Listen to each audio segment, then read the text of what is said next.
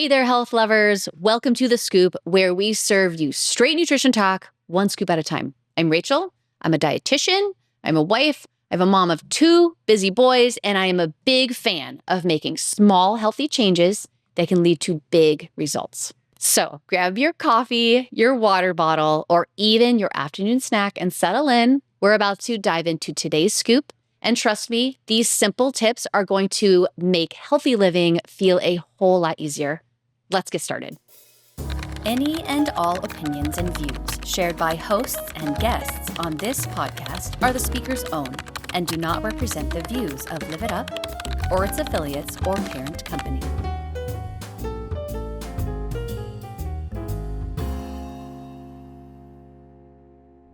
Hey guys, welcome back to The Scoop, serving you straight nutrition talk, one scoop at a time. I'm Rachel. I am a registered dietitian and a nutrition expert. And today I am here with full-time Kyle. Full-time Kyle. Kyle is a freshman in college. And so we're going to touch on freshman 15 today. We're going to touch a little bit on bulking up. We're going to touch a little bit on how do you eat healthy in college. And Kyle has a ton of questions, so I am here to help. What's up, Kyle? All right. So I'm currently a freshman in college. I'm trying to gain weight. I want to achieve some of my fitness goals. I've been lifting for maybe about 1.5 years, 2 years, but I've just never been able to put on the weight. I'm starting to realize that more meals throughout the day is actually helping me gain weight.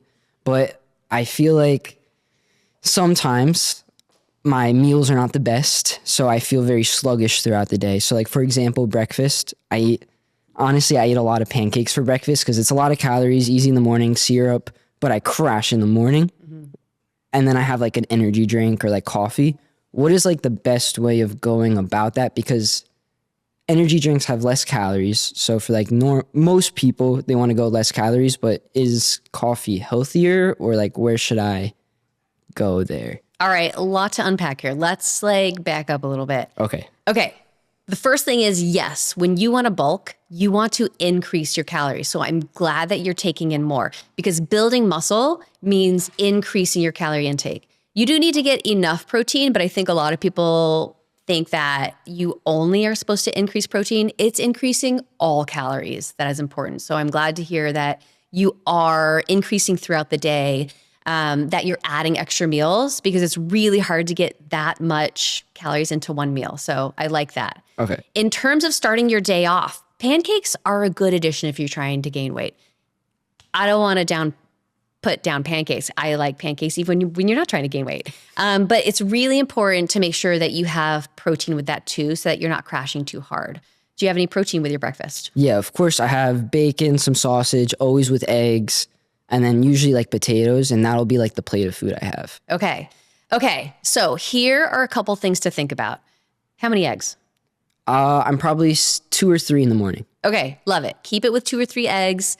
Bacon and sausage are processed meats. They're not as good for you. I would stick to those just a couple times a week rather than all the time. And then either have a little bit more egg or like have a Greek yogurt on the side, or you can even do like a scoop of protein or something in some water with the meal. The other thing I would do is make sure that you are also getting some sort of fruit with that meal because that's going to help you. You've got the protein, you've got the carbohydrate, but now you need to get a little bit of that nutrition aspect of it, the nutrients. That's going to be important because when you get into the gym and you lift, you create more free radicals. So getting that type of nutrition with it is going to help to bring those down a little bit. Would like a banana or an apple be a good addition to just throw in? Because usually like, not normally, but like I'd say 3 to 4 times a week, if I'm eating my breakfast, on the way out, there's bananas or apples and I'll just grab one and eat it on the way home. Perfect. So that's perfect. Good. Go for it. Yeah. And so I've heard a little bit about like the Greek yogurt stuff because it's high in protein, high in calories, good for like weight gain. Yeah.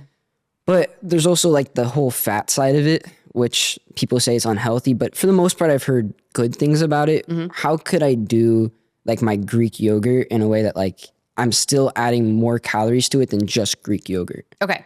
So for the Greek yogurt, for you and for actually anyone, dairy, saturated fat from dairy, it's starting to show that it's really not as bad for us as they used to think. So if you wanted to add more calories, you could go whole milk Greek yogurt.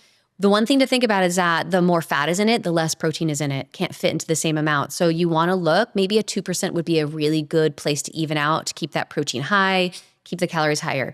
If you add something like crushed up nuts, or like wheat germ, like you're adding extra healthy fats to that in a small amount. So it's not like you're adding a ton more that you have to eat, but it's enough so that you can increase those calories. You could also, since you're trying to gain weight, you don't have to stick with plain yogurt. You could go for the kind that has the fruit on the bottom.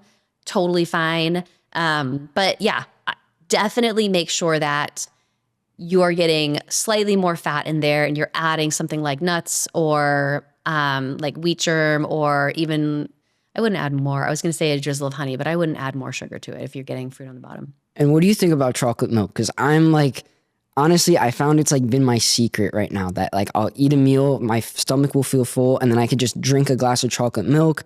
I don't feel like yucky or anything, but like it adds a good amount of calories. Is that good for me? Because it is chocolate milk. It is chocolate milk. Let me put this caveat in here that if you're just a regular person not wanting to gain weight, I wouldn't follow every meal with like chocolate milk. But because you're trying to gain weight, the body doesn't know liquid calories. It doesn't, it only knows fullness. So if you are taking in extra calories in what you're drinking, it's actually an easy way to get a ton of calories. So you could do chocolate milk for now. And I would say once you get to maintenance, cut out the chocolate milk. Okay. Chocolate milk is actually a good type of recovery drink as well because it has a good mix of protein and carbohydrates in it. Really? Yeah. And so if I'm done working out, I go to the gym. After I eat breakfast, I'll wait like an hour just because I don't like the feeling of like food sitting in my stomach, especially a lot of food. Yeah. Then I'll go to the gym and then I'll eat after. Usually that's protein, a grain, and some veggies. What could I add in there that would help me recover a little bit better? So that way I'm not that way I don't feel as sluggish after that meal. Yeah. Okay. How long between when you work out and when you eat? Oh, like I go to the gym and then I'm like right over to the dining hall and eating. Okay. So 15 minutes. Yeah, maybe tops. Okay. So I would normally recommend for someone who is focusing on gaining muscle to have some whey protein powder directly after you work out before the next meal. Since yours is so close, you can focus on whole protein there. So the protein you're having. I love to hear that you're having a balanced meal there and some vegetables. I don't know if you just told me vegetables to make me happy, but I love zucchini. I love my veggies. Great. Good. So then, yes, that's good. If you want to add something to that, I mean, a big meal is going to make you feel sluggish no matter what it's made of, even if it's made of all healthy things. If you wanted to eat not as much, you could do a drizzle of like olive oil over the whole thing because 1 tablespoon of olive oil has like 100 calories. Is that healthy for me though? Yes, it is. That is a healthy way to gain weight. I've heard oils are bad though. Like stay away from oils. Go like lean towards beef tallow if you can. Like oils are just like something you It's stay a away. lie. So I'm being lied to? You're being lied to. Listen, there is no firm research showing that plant oils are bad or seed oils. The research is not there for me to say, you're right, we should avoid it. And you know what? The research is not there showing us that beef tallow is good. The research is there for olive oil and for avocado oil and for many other plant oils, including canola oil, which is a seed oil. The research is there showing that it's good. So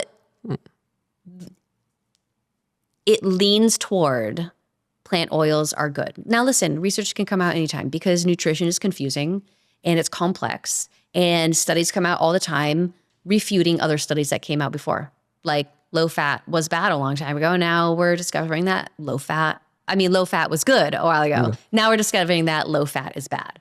So it's going to change. But for now, you don't have to be concerned about plant oils. It is not there. It is hype and everyone's talking about it, but it's, in my opinion, false. Okay. So on like the topic of like the plant-based and everything like that, my school, especially in our dining hall, we have like a push towards like plant-based stuff. Like we have people advocating outside for like being vegan and plant-based diets and everything like that. So after like being approached by one of those people, I started to kind of wanting to lean more into like the plant-based after doing like a little bit of researching. It's healthier. What are some of my options? Like, I don't know. I think some of that plant-based stuff doesn't taste as good. And also, I don't feel like I'm getting as much protein in. Like, I'm usually subbing in whey protein way more if I'm eating more plant-based.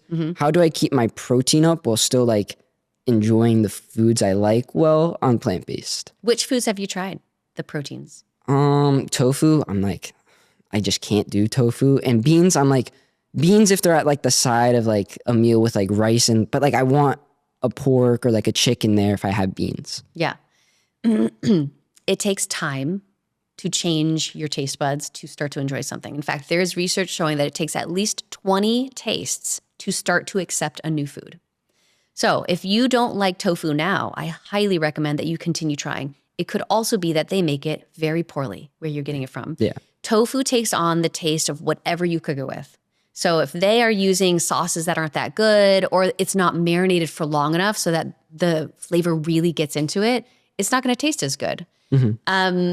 So that's one thing. The other thing, to make sure you're getting enough, you have to eat enough. And that's the thing about vegan protein sources, is that it's very hard to get a pure protein.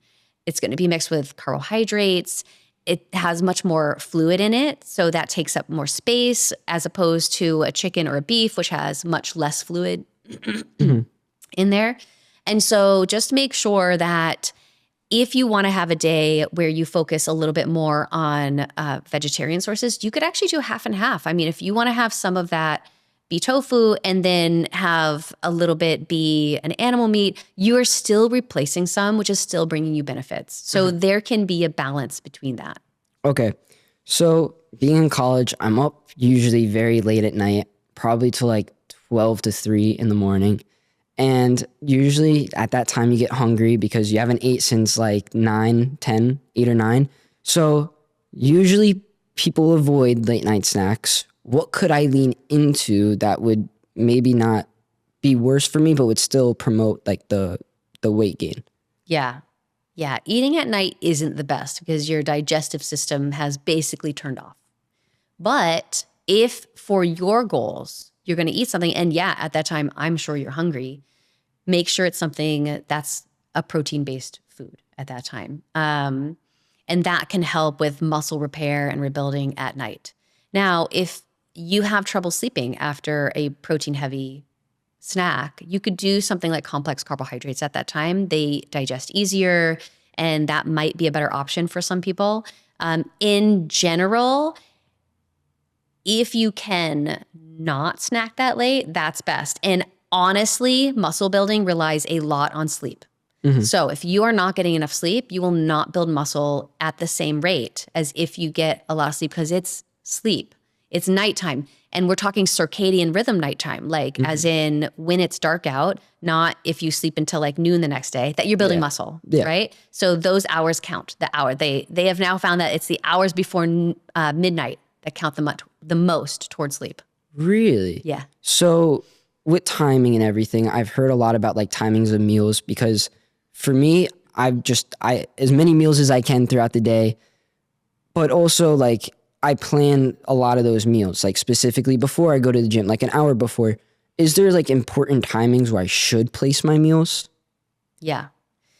So before you go and exercise, you always want to get something that, if it's strength, you can actually have some protein before or after. It doesn't matter where. They have found benefits to both. But to get your energy up, having something like carbohydrates before, about 30 minutes before you go, like a snack, is great. Banana, granola bar, something like that. Afterwards, if it's strength, you definitely want to finish with protein. Because that is going to help with MPS, which is muscle protein synthesis. And that's what's going to get you to reach your goals, right? If you were running, then I would say you need mostly carbohydrates after, because that replenishes your glycogen stores. So it would be a mix of mostly carbohydrates with a little bit of protein, because protein helps store glycogen. So it really depends on your goals, but placement of that is important, because the body is more efficiently recovering within the couple hours after your workout, and especially within the first hour. So getting the right nutrients at those times is going to be really critical. Okay. So I have a lot of friends that unfortunately they have the opposite end of the spectrum for me, where they're very easy to put on weight. And at our school, it's a buffet hall. So it's literally all the food you could see, pizza, pasta, whatever. And they have a struggle, especially being in college, going to the gym in college. Don't have a lot of time. How could somebody like still eat to the point where they're like full, but they're losing that weight and not getting that freshman 15? Yeah, yeah. Listen, I've definitely seen some of my friends gain that freshman 15. I was going to ask you about that. Yeah. It is bad. I've seen some people just gain weight and you're like, how did that happen? I saw you 3 months ago and you're like not the same body comp. Yeah. You know what? Once you go to college, you're surrounded by food all the time, right? Mm-hmm. And it's a free for all. And there are like soft serve machines. So you can just get as much ice cream as you want. And you can choose whatever foods you want. It's not like your family's putting it on the table anymore. And it's a balanced meal. Some people come from a family with balanced meal. I know you did. Yeah. Yeah. So you know how to eat. And that's why it hasn't really been a problem for you. So I think the biggest thing is that once someone is preparing to go to college, it's important to start thinking about how do you feed yourself. So if it has already happened and you're in college and you're like, what do I do now? You always want to make sure you're balancing your meal. So you've got the protein, you've got some sort of complex carbohydrate, like you could do rice, and then a vegetable. So what is happening here is you want to start stopping right before you're full. You want to be satisfied. You want to be like, that was a perfect amount of food. And to do that, you need a lot of fiber to fill you up from vegetables, and you need enough protein to fill you up. And then you want to eat your carbohydrates last. So your complex grains last, because they shouldn't be the main part of your meal. Like your plate shouldn't be a big thing of pasta with like a little bit of chicken in it. It should be a side of pasta with like chicken and broccoli or something. And I know that's boring, but that's how you don't gain the weight, So it's all about changing your perspective. Once you eat the amount of vegetable and protein, you are feeling more full. And then there's less room to eat too many of those carbohydrates that we don't need as much of. Now, this also depends on your goals. Like if you are an endurance athlete, yes, you need that. Or if you're trying to gain weight like you, yes, you need those.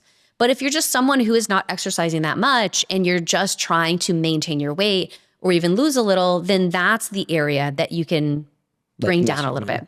But if you don't have vegetables on your plate, you're going to be hungry because vegetables take up room in the stomach to help you feel full.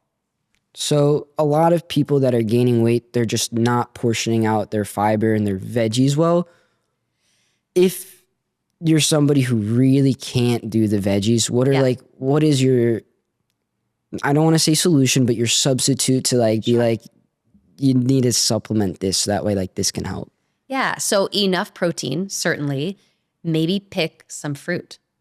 So like an apple, eat an apple with it. Something to get some sort of fiber and nutrients with that meal.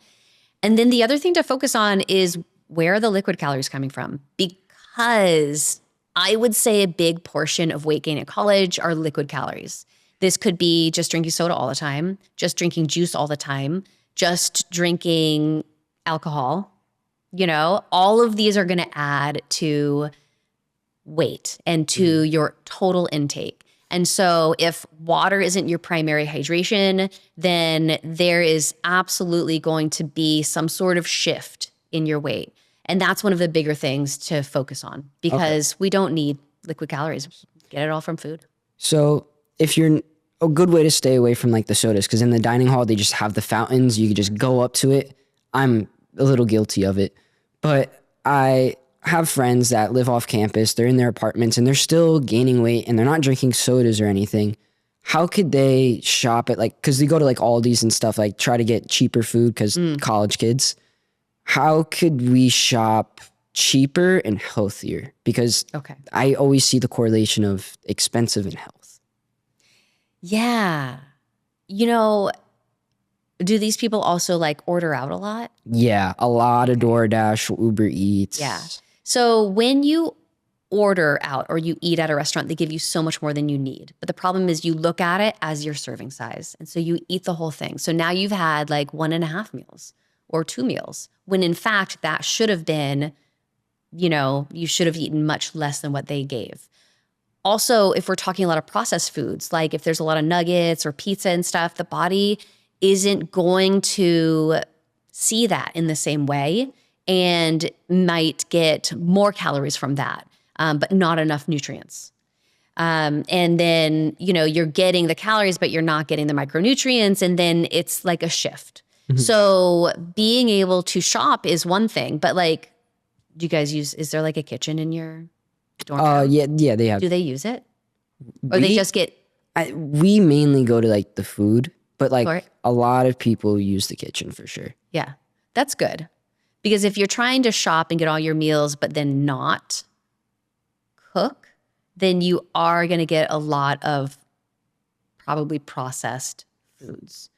I mean, if you're going to shop getting bulk chicken breasts, if you're going to use the kitchen, bake up a whole bunch of chicken breasts, get some garlic powder, salt and pepper, bake up the chicken breasts, and you put them in your little fridge and use those throughout the week. You can get fresh cut like carrot sticks.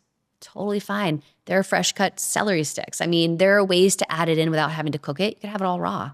There are lots of fruits that last without having to refrigerate them. So people think about healthy eating being really expensive, but you can buy stuff in bulk, It's definitely a way to get that stuff. It just takes more preparation and it takes more time. And if the cafeteria is already there with chicken already made, then you have to think about like, what is The trade-off. Yeah, what's your trade-off? So I'm a very big steak person just in terms of taste. Steak is very expensive, especially when you're in college. I've also heard on this, I was talking to somebody who eats more plant-based. He actually recommended me towards it and told me eat more like pork and chicken compared to red meat, like to just kind of stay away from red meat. Why is that? Like, is there a reason red meat is worse than white meat? So the World Health Organization came out a few years ago. They had looked at all the studies from all around the world. So they found that red meat is a potential carcinogen. So eating too much of it may, in fact, increase your risk for chronic disease. And so they recommend just having like 16 ounces a week. Okay. That's still a lot. It's a lot. I mean, if you think about it, now red meat includes pork, actually. Oh, Pork, really? yes. It's not the other white meat. That was an advertisement a long time ago. The other white meat. I was like, you guys are red meats. So steak, beef, lamb, all those things are going to be red meat. So listen, 16 ounces is a lot, like you said. You don't have to cut it out. But yeah, you probably don't want to go above that amount. They did find that processed meats are a group 1 carcinogen. Okay. And those are the ones that they said to minimize as much as possible. So that's like the bacon, the sausage. Bacon, sausage, deli meat. Really? Ham. It's anything that has been cured, smoked, or processed because that changes the proteins a little bit. It changes how the body, how it interferes with, like, or how it interacts with the body. Mm-hmm. So, and it's actually, the risks are for digestive tract issues. So like throat, colon, anywhere it kind of comes in contact with, which I find fascinating. That's very interesting. Yeah. So it has to do with like the proteins, not it going through the body, but really you coming in contact with it. Mostly though, if you're going to have steak, it's really important to try not to have it charred. That's the biggest thing. Once it's charred, that's even more dangerous. So like searing, don't like away. If it's burnt, like that crusty burn, you don't want to get to that point. Why? That's like the best part. That's the best part, right? It's the best part. Apparently the proteins change so much, it's even worse for you. Even on the inside where it's not burnt? No, on the inside, it's not a big deal. It's just the burned parts. Okay. Yeah. And so I've also heard from that same person that told me about the white meat versus the red meat. He told me, because I'm trying to gain weight, to try to eat in like a 3-to-1 carb to protein ratio. So 3 carbs basically for every protein. in terms of like if I had a plate of food, 3/4 of it should be pasta, 1/4 should be like meat. What do you think of that? Is that healthy for me to do? What would be like the effects of that? I think I know where this person is coming from. As in, make sure it's not all protein. Make sure you're getting enough carbohydrates to gain the weight. Yeah. I think that's fine. Everyone's going to be a little different in terms of like how much protein. So I don't see a problem with that. I do see a problem with no vegetables in that scenario. Add the vegetables on top. Okay. So you could do the carbs, but throw the veggies on top, make it balanced. Yeah. Okay. For studying, I like to go in, I like to go to the library. I like a double shot of espresso. Okay. Just sometimes I feel it could just be too jittery. Like, especially if I go in with an energy drink, I'm too jittery. I can't even focus on my work. If I'm going to go do like schoolwork, focus, but I need that energy to not make me tired, what is like the proper protocol for that? What time are you doing this at? Right after I work out and eat. So probably like 1:32. So you are going to be tired during that time because when you digest a meal, and you are going for bigger meals right now, your blood changes percentages of where it's at, right? A bigger percentage is going to the gut, which means a little less is going to the brain, which means you are getting more tired. So that time of day, you are going to be tired. Caffeine can help. It is a central nervous system stimulant. I would say if you need something to keep you more focused, you could try a little less caffeine. Like instead of a double shot of espresso, you do one espresso. You could try that, see if that's helpful. Otherwise, it might mean kind of changing either the timing with the meal or the meal size, which is going to be hard for you because I know you're looking for big meals. But yeah, in general, the body is you're going to feel a little bit more tired after a big meal just in terms of how the body is digesting. Okay.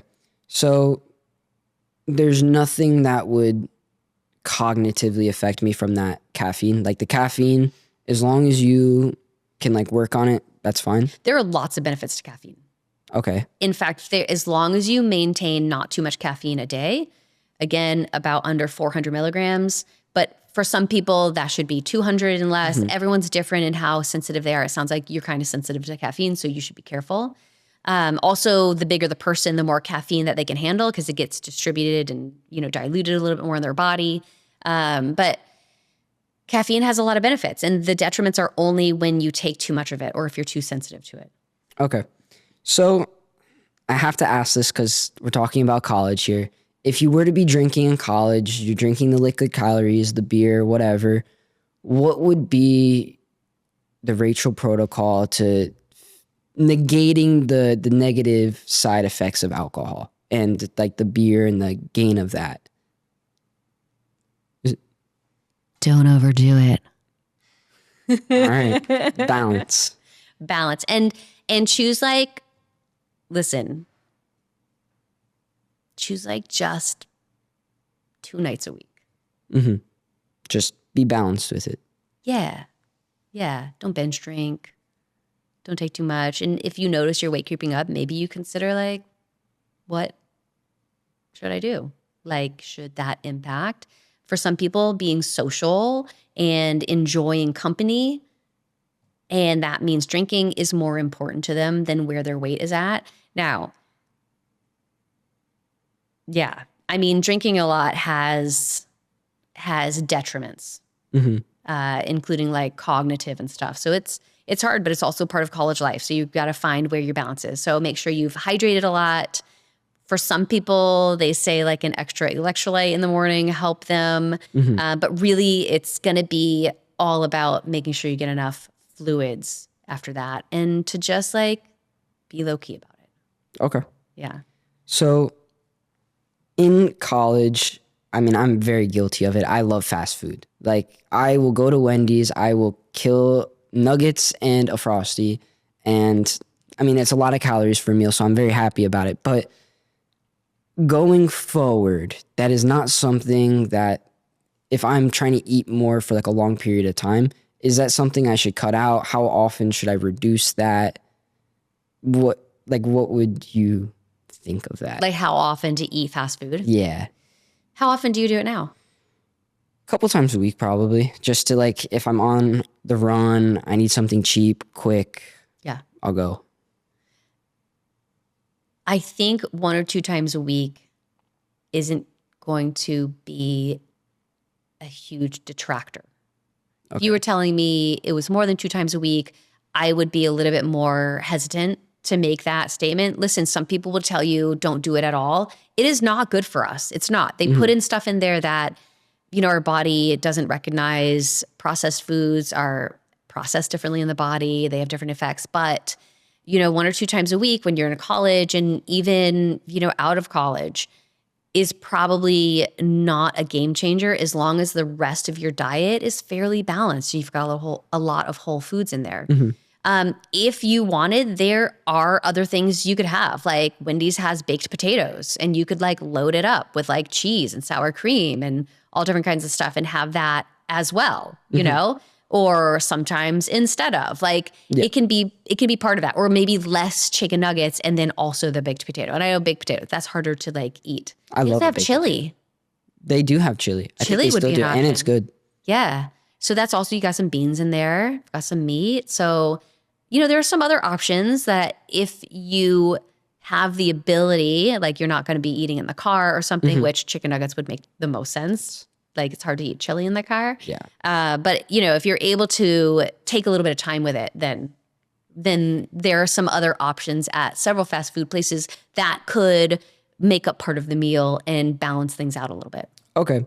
And you mentioned something along the lines with fast food about your body processing it different than whole foods. If I were to eat 30 grams of protein in chicken nuggets compared to if I ate 30 grams of protein of just chicken, how is my body processing it that differently? And like, it's way less calories in just the chicken than the chicken nuggets. But am I getting that same protein because it is chicken? You are getting the protein. The problem is what it comes with. So there are a lot of additives and there's a lot of preservatives and there are a lot of fillers, and that's the bigger issue with it. So yeah, you're going to get some protein, but there is, other than protein, very little nutrition, so you are maintaining calories, but you're not getting everything your body needs to perform. And also to help build muscle, you need extra vitamins and minerals. So if you're not getting those through the foods you're eating, like fruits and vegetables, then it is a little harder to make those gains in the way that you want to. And it's got extra stuff in there that might add to weight gain that you don't want, like a different kind of weight gain of fat mass instead of muscle mass. So, Okay. yeah. So because for me, fast food is just, I'm on the go. I need something quick. In college, I'm traveling a lot I go to a different campus for one of my classes and I'm all the way back to the other one. Usually I'll grab like Chick-fil-A along the way. What can I do to have is just quick meal replacement that's not going to be like fast food, but still has the calories without me having to go to a dining hall? Is there anything I could do? Maybe a smoothie. I like smoothies. Yes. Do you have I was going to say a smoothie. We have tropical smoothie, and I'll usually do that with whey protein or plant-based. Just depends what they have. Is tropical smoothie like a smoothie chain? Yeah, it's like a smoothie chain, and they do relatively healthy food. Yeah. So yeah, pretty much it's mainly whole ingredients. I'm pretty sure. And the smoothies don't have a lot of added baked fruit or... It's all just regular fruit. Yeah. Sure. So if it's literally just fruit and you add some protein and some people like to add peanut butter to their smoothies, I think that's a great option. You could do a sandwich. Okay. So even though I said that processed meats like deli meats are not that good for you, having them occasionally is not a big deal. Sometimes you can also get sliced chicken breast. What about PB&Js? Great. Peanut butter and jellies are totally fine. Even though that's I feel that's just goes against everything. It's the carbs, it has processed food. Is that... Well, make sure that the bread is whole wheat, but the right kind of whole wheat. There are some whole wheats that are just white where they add coloring. So it has to say 100% whole wheat. You want to look for 3 grams of fiber per serving. And you want to make sure it's like a pretty good bread in terms of not too many preservatives and stuff like that. There are some good breads out there, but there are some bad whole wheat options to be aware of. Nut butters, also processed, but minimally, and it has some protein and it has some beneficial fats in there. Jelly, you know what? The best kind to get is the kind made with natural sugar, not high fructose corn syrup. Okay. So, and their Smucker's has one. It's got a green top and it just says no high fructose corn syrup. Oh. So that would be an option. And obviously you want the nut butter to be a little more than the than the jam. So you can have the jelly, but just have it for taste and not as like the primary part of the sandwich. Okay, cool. So you mentioned the high fructose corn syrup. A lot of people, thankfully, I'm very interested in like the whole diet thing, so I understand those ingredients. But what are what are some ingredients that if I'm in a store as a college kid and I'm looking through like things to buy, what should I avoid? Like, especially because a lot of people I know don't understand like high fructose corn syrup, or that like everything that's non-GMO is like not always good for you. So like, what could I tell my friends? Yeah. So when it comes to picking out foods, I think, you do want to be a label reader. You do. And I think you have to weigh like what is most important for your goals. So things like different preservatives like BHA and BHT. I think the other one is TBHQ, but it could be a different arrangement of those letters. Mm-hmm. Things like that are things we want to be careful of. The less amount of like those types of chemicals in there, the better the product may be. But honestly, having some processed foods, as long as the rest of the diet is doing pretty well in terms of whole foods, having some is not going to be a big deal. Okay. And there's always a difference between, one type of chip and another type of chip. Like Takis have a ton of artificial flavors and artificial colors and just are very ultra processed. Yeah. But like some tortilla chips are just 3 ingredients. And yeah, they're processed, but it's going to be a better choice than Takis. So I think making changes like that can make a big impact. And then also thinking, what is my total diet? What am I having for this meal? And so kind of looking at the whole picture is going to be a good way to do that. Okay. Well, thank you so much for answering all of my questions. You're so welcome, Kyle. I'm so glad that you came to join me, and I wish you the very best of luck. Go follow me on Instagram at Kyle Woessner, Woessner. I also have a YouTube channel. Go check it out. Also the same name. Everything is on my Instagram. Go check it out. Thank you so much for having me on, Rachel. It's been an absolute pleasure. Absolutely. And listen, if you guys have any questions about foods in the diet, or your kid is going to college, or you're in college and you have questions about what to eat or what to choose, don't hesitate to reach out. Have a wonderful week.